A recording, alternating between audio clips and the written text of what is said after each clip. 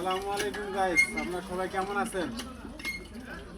কথা হচ্ছে কিন্তু এটা আমার বাড়ি না, এটা আমার বোন ভিত্তি দিচ্ছে, তো এই জন্য মিস্ত্রি ঘর ধরছে যে কি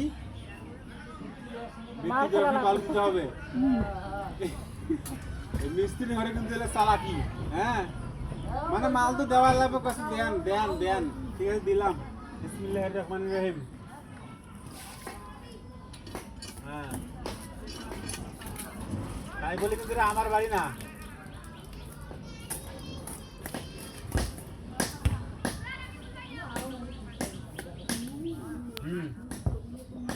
টাকা ঢুকে নাই, গরিব মানুষ। এই 1000,